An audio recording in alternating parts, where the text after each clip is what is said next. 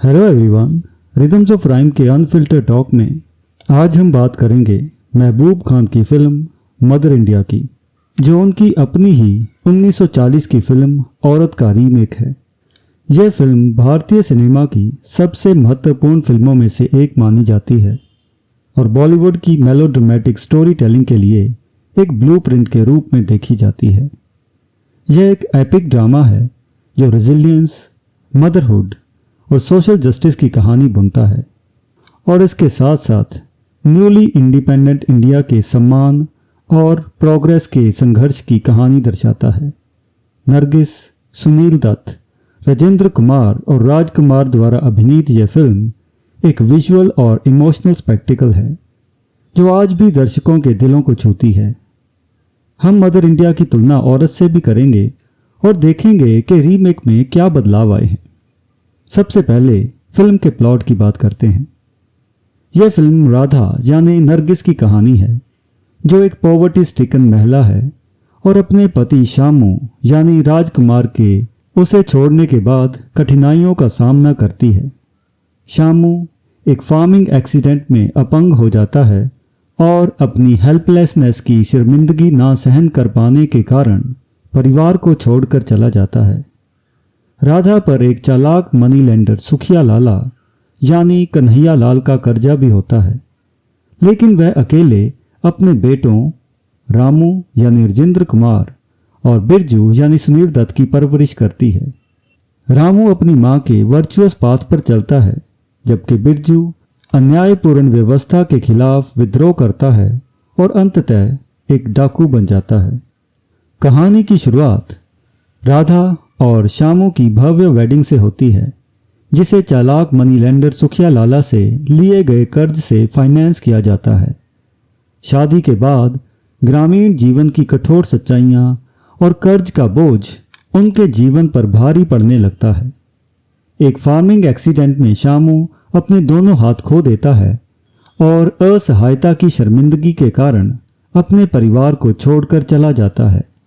अब अकेली राधा को बाढ़, अकाल और सामाजिक बहिष्कार जैसी समस्याओं का सामना करना पड़ता है, लेकिन वह अपने बच्चों की परवरिश जारी रखती है।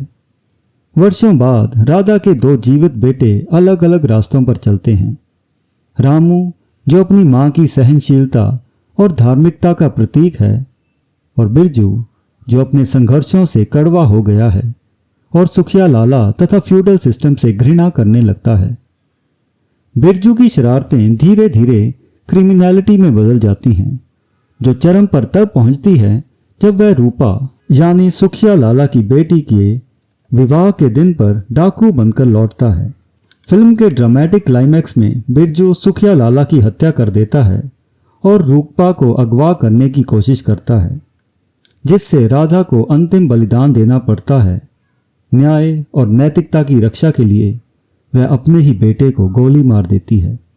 फिल्म का अंत राधा द्वारा एक इरिगेशन कनाल के उद्घाटन के साथ होता है, जो एक नई आशा और प्रगति के युग का प्रतीक है। और आइए अब बात करते हैं फिल्म के कैरेक्टर्स की। सबसे पहले नरगिस का कैरेक्टर राधा। फिल्म की इमोशनल और मॉरल सेंटर राधा भारतीय नारीत्व की स्ट्रेंथ और परसेवरेंस का प्रतीक है। वह एक जवान आदर्शवादी ब्राइड से एक हार्डन्ड पर रेजोल्यूट मदर में बदल जाती है, जो सेल्फ सेक्रीफाइस और रेजिलियंस के मूल्यों को अपनाती है। नरगिस ने फिल्म में बहुत ही स्ट्रॉन्ग परफॉर्मेंस दी है, जो राधा के संघर्ष और दृढ़ संकल्प में गहराई और बारीकी लाती है। उनकी ट्रांसफॉर्मेशन इतनी सहज है कि यह पहचानना मुश्किल हो जाता है कि वही यंग नरगिस एज्ड मदर के रूप में दिखाई देती हैं। हालांकि उनका मेकअप और प्रोस्थेटिक टीथ उनके रूप को बदलने में मदद करते हैं, लेकिन उनकी बॉडी लैंग्वेज और डायलॉग डिलीवरी में भी बदलाव साफ झलकता है। सबसे इमोशनल और रिमार्केबल सीन में से एक वो है जहां राधा और रामू बिरजू को रोकने की कोशिश करते हैं। यह सीन राधा के दृढ़ संकल्प और बिरजू के विद्रोह को प्रभावी ढंग से प्रस्तुत करता है। और आइए अब बात करते हैं बिरजू की, जिसका किरदार सुनील दत्त ने निभाया है। बिरजू एक जटिल किरदार है, जो एक इम्पिश मिस्चीवियस चाइल्ड से एक वेंजफुल आउटलॉ में बदल जाता है। उसका डिफायंस एक गहरे अन्याय की भावना से उपजा है। सुनील दत्त का अभिनय इंटेंस और कंपेलिंग है, जो बिरजू के भीतर अपनी मां के लिए प्यार और सिस्टम के लिए नफरत के बीच संघर्ष को दर्शाता है। बचपन से ही उसे बोलने में कठिनाई होती है और वह अपनी मां से गहरे से जुड़ा रहता है। उसके कैरेक्टर में ऑटिज्म के कुछ फीचर्स भी हमें दिखाई देते हैं और शायद यही फीचर्स हैं जो उसे नॉर्मल कैरेक्टर से अलग तरीके से दुनिया को देखने में सहायता करते हैं और वो भ्रष्ट और एक्सप्लॉयटेशन से भरे हुए फ्यूडल सिस्टम को पहचान भी सकता है और उसके खिलाफ आवाज़ भी उठा सकता है। फिल्म के वो आइकॉनिक कंगन जो वह अपनी मां के लिए लाता है, यह दर्शाते हैं कि सुखिया लाला ने उनसे जो धन छीन लिया था उस पर राधा का अधिकार था।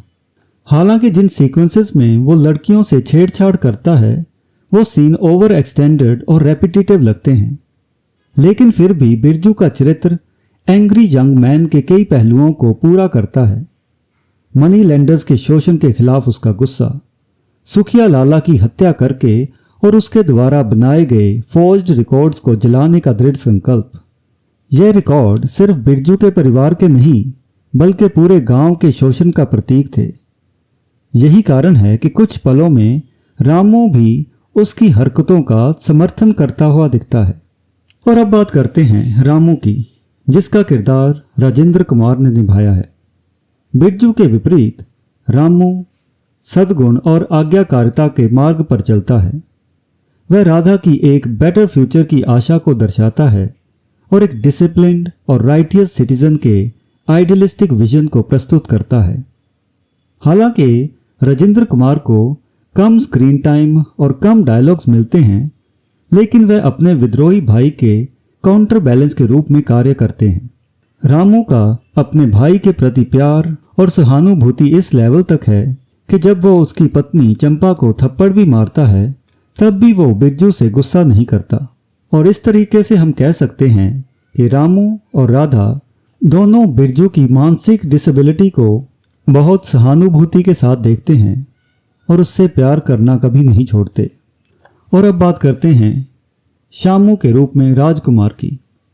शामू का चरित्र महत्वपूर्ण है क्योंकि वही राधा के संघर्ष की शुरुआत करता है।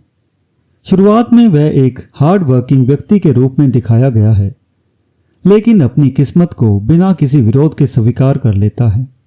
अपने परिवार को छोड़कर जाने का उसका निर्णय भले ही शर्म और डिस्पेयर से प्रेरित हो, लेकिन यह फिल्म में पैट्रियार्कल एक्सपेक्टेशंस और जेंडर रोल्स के विषय को भी उजागर करता है। राजकुमार ने 1963 में गोदान में भी एक किसान की भूमिका निभाई है, जहां वह फेटलिज्म और रेजिलियंस के मिश्रण को प्रस्तुत करते हैं। और अगला कैरेक्टर है चंपा का, जिसको कुमकुम ने निभाया है। राम की पत्नी चंपा एक माइनर लेकिन महत्वपूर्ण किरदार है, जो ग्रामीण भारत में महिलाओं की अगली पीढ़ी का प्रतीक है। हालांकि उसे राधा जैसी कठिनाइयों का सामना नहीं करना पड़ता, फिर भी वह भारतीय महिलाओं की रेजिलियंस को दर्शाती है। और अगला किरदार सुखिया लाला का, जिसको कन्हैया लाल ने निभाया है। सुखिया लाला फिल्म का आर्किटाइपल विलन, जो कि ग्रीड, एक्सप्लॉयटेशन और फ्यूडल ऑपरेशन का प्रतीक है। उसका लगातार गरीब किसानों का शोषण उसे हिंदी सिनेमा के सबसे यादगार एंटेगनिस्ट्स में से एक बनाता है। और फिल्म का आखिरी किरदार रूपा, जिसे चंचल ने निभाया है। सुखिया लाला की बेटी रूपा इनोसेंस का प्रतीक है, जो फ्यूडल ऑपरेशन और व्यक्तिगत दुश्मनी के बीच में फंसी हुई है। उसकी किस्मत यह दर्शाती है कि पारंपरिक पैट्रियार्कल स्ट्रक्चर्स में महिलाओं की कितनी कीमत होती थी। हालांकि कुछ सीन्स में वह बिरजू को भड़काती हुई भी दिखती है, जिससे बिरजू का उसके प्रति गुस्सा कई बार वाजिब भी लगता है। पर उसको अगवा करना फिल्म की एक नैरेटिव रिक्वायरमेंट भी हो सकती है, क्योंकि यही इंसिडेंट सुखिया लाला की मौत और उसकी मां राधा के कैरेक्टर को एक महान कैरेक्टर बना देता है। और आइए अब तुलना करते हैं मदर इंडिया की और औरत की। मदर इंडिया महबूब खान की पहले की फिल्म औरत, जो कि 1940 में बनी थी, उसका रीमेक है, जो फीमेल रेजिलियंस और मैटरनल सेक्रीफाइस की एक समान कहानी प्रस्तुत करती है। हालांकि मदर इंडिया मूल फिल्म के विषयों को और विस्तार देती है और भारतीय आइडेंटिटी तथा नेशनलिज्म की अधिक व्यापक और गहरी व्याख्या करती है। जहां औरत मुख्य रूप से एक सोशल ड्रामा थी, वहीं मदर इंडिया में नेशनलिस्टिक सिंबलिज्म जोड़ा गया है, जहां राधा को पोस्ट इंडिपेंडेंस इंडिया के संघर्षों का प्रतीक बना दिया गया है और फिल्म में नहर का उद्घाटन इसे हल्की फुल्की प्रोपेगेंडा बनाता है, जैसा कि उस दौर की कई अन्य फिल्मों में देखा गया था। हालांकि नैरेटिव में कई अंतर भी हैं। सबसे पहले, औरत में शामू एक निराश व्यक्ति है जो न केवल राधा बल्कि अपने बेटों को भी कई बार मारता है। जहां मदर इंडिया में शामू अपने हाथ खोने के बाद डिस्पेयर में घर छोड़कर चला जाता है, औरत में वह शारीरिक रूप से पूरी तरीके से फिट है, इसके बावजूद अपने परिवार को त्याग देता है। इसके अलावा इस फिल्म में बाढ़ की बजाय सूखा पड़ता है, जिससे औरत फिल्म की राधा के बच्चों की मौत और भी ट्रेजिक हो जाती है। सुखिया लाला का अटैक राधा पर एक डिवाइन इंटरवेंशन के साथ समाप्त होता है, जहां एक दीवार उस पर गिर जाती है और वह उसे बहन कहकर मदद की गुहार लगाता है और पूरी फिल्म में उसको राधा बहन के नाम के साथ ही पुकारता है। इसके साथ ही औरत में रामू को भी एक अधिक असर्टिव और आर्टिकुलेट कैरेक्टर के रूप में दिखाया गया है, जो कि मदर इंडिया में नहीं है। लेकिन सबसे बड़ा अंतर बिरजू के किरदार में है, जो मदर इंडिया के कंपैरिजन में अधिक वायलेंट है। उसे ऑटिज्म जैसी कोई मानसिक परेशानी भी नहीं है और फिल्म खत्म होते होते वो एक मर्डरर और डाकू तक बन जाता है। हाँ, इतना कहना होगा कि माँ और बेटे का प्यार जो मदर इंडिया में भावनात्मक गहराई के साथ दिखाया गया है, वो औरत में इतना ड्रामेटिक तरीके से देखने को नहीं मिलता। हालांकि राधा और रामू के बीच का प्यार और पीड़ा स्पष्ट रूप से नजर आती है। फिल्म का अंत भी अलग है, जहां औरत एक ट्रैजिक कॉन्सिक्वेंस पर समाप्त होती है, वहीं मदर इंडिया एक पॉलिटिकल और सोशलिस्टिक नोट पर खत्म होती है। और इसके साथ ही मदर इंडिया में टेक्नोलॉजिकल एडवांसमेंट्स भी हमें देखने को मिलती है। मदर इंडिया को गैवा कलर, एलैबोरेट सेट डिज़ाइंस और लार्ज स्केल सिनेमेटोग्राफी का लाभ मिला, जिससे यह अधिक सिनेमैटिक और ग्रैंडियोज महसूस करवाती है, जबकि औरत केवल ब्लैक एंड वाइट में बनी एक साधारण फिल्म लगती है। और जाते जाते इस फिल्म के कल्चरल इम्पैक्ट और लेगेसी की बात भी कर लेते हैं। मदर इंडिया अपनी रिलीज के समय भारत की सबसे हाईएस्ट ग्रोसिंग फिल्म बन गई और ऑस्कर अवार्ड्स में इसे बेस्ट इंटरनेशनल फिल्म के कैटेगरी में नॉमिनेट भी किया गया था और ये नॉमिनेशन पाने वाली ये पहली भारतीय फिल्म बनी। तब से यह एक कल्चरल लैंडमार्क बनी हुई है और अक्सर इसे भारतीय सिनेमा की गॉन विद द विंड कहा जाता है। फिल्म के थीम्स, कैरेक्टर्स और मॉरल डिलेमास बॉलीवुड के नैरेटिव्स को लगातार प्रभावित करते रहे हैं, जिससे इसकी स्थिति एक टाइमलेस क्लासिक के रूप में मजबूत हुई है। तो मदर इंडिया भारत के सामाजिक, आर्थिक और मॉरलिस्टिक कैनवस को देखने का एक बहुत अच्छा मौका प्रदान करती है। फिल्म के कुछ थीम्स चाहे आज के कुछ अर्बन भारतीयों को पुराने या इररेलेवेंट लग सकते हैं, पर फिल्म का इमोशनल इम्पैक्ट और स्टोरी टेलिंग की पावर आज भी बेजोड़ है। और इसके साथ ही हम आज की अनफिल्टर्ड टॉक को यहीं ख़त्म करते हैं। अगर आपको मदर इंडिया का ये एनालिसिस अच्छा लगा हो तो रिदम्स ऑफ राइम चैनल को लाइक और सब्सक्राइब करना ना भूलें, ताकि ऐसे ही और एनालिसिस भी आप देख सकें। और इस चैनल को अपने दोस्तों के साथ भी शेयर करें, ताकि वो भी नई पुरानी फिल्मों के ऊपर हमारी अनफिल्टर्ड टॉक्स देख सकें। And until next time, goodbye and thank you.